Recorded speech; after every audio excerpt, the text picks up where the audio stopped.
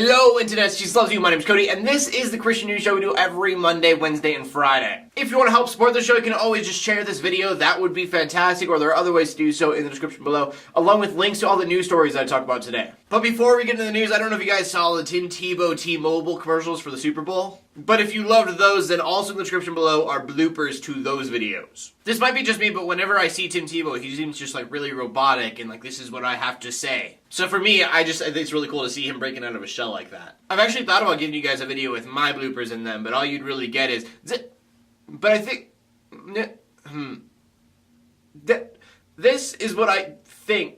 Let me try again. Like, that's all it would be, is just broken up sentences like that. But that brings us to the first story of the day. The first story of the day is just kind of a prayer request for Georgia. They just had a winter storm a couple weeks ago, but they were having another ice storm over the last couple days. And I'll be the first to admit, I was definitely like everybody else going, it was just a couple of inches of snow, guys. Jeez, I was from South Dakota. We had feet of snow.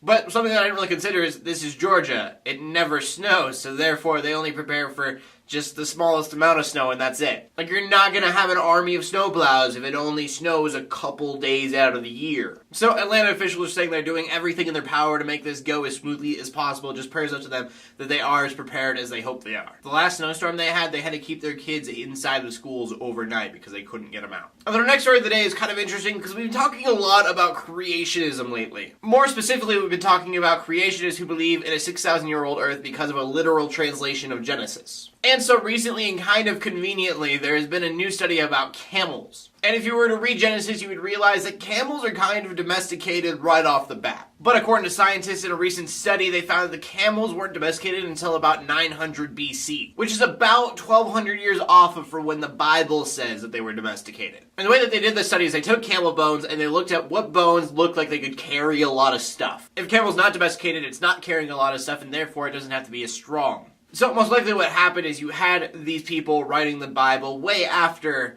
Genesis had actually happened. And that is common belief through a lot of Christians that, Genesis wasn't written as it happened. And the stories in Genesis were probably told from word of mouth. And so most likely when people started writing Genesis, there were camels everywhere, and they just kind of figured, hey, if their camels are here now, they were probably in the past as well. And I say to you, don't let this shake your faith in any way. You have to remember that these were nomadic sheep herders.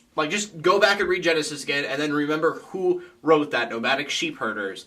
And you'll realize that it is way more profound than they should have been able to do. Looking at Genesis as moral teachings on how to live your life, you can kind of excuse that they messed up a detail about camels. Not saying that all atheists think I'm an idiot, but it is something that I've heard in the past. And that brings us to our final story of the day about South Sudan, and it is not a happy news story in any way. Just for fair warning, it is going to be kind of hard for the ears. Rebel forces came into a church in South Sudan, and then they raped and killed the women that were there. I tried looking for a specific number of victims, but all I've got, the closest thing was there are scores of people now dead. So yeah, it's devastating, and it sucks, and they need your prayers. And also, if you guys want, I will try to find some links that maybe we can help financially in some way, but this isn't one of those scenarios where you usually can do that. So, it's never fun to talk about this kind of thing, but it is something that happens in the world. People are raped and then slaughtered because they're Christian. So yeah, I gotta figure out a way to not end on such a dark note in all of my videos. I'm gonna try to figure that out for you guys. But that brings us to the question of the day, and the question of the day on a much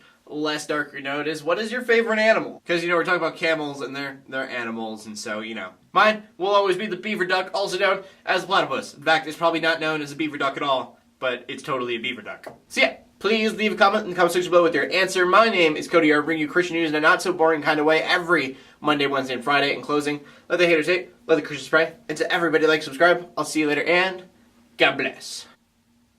It's not a duck face, it's a platypus face.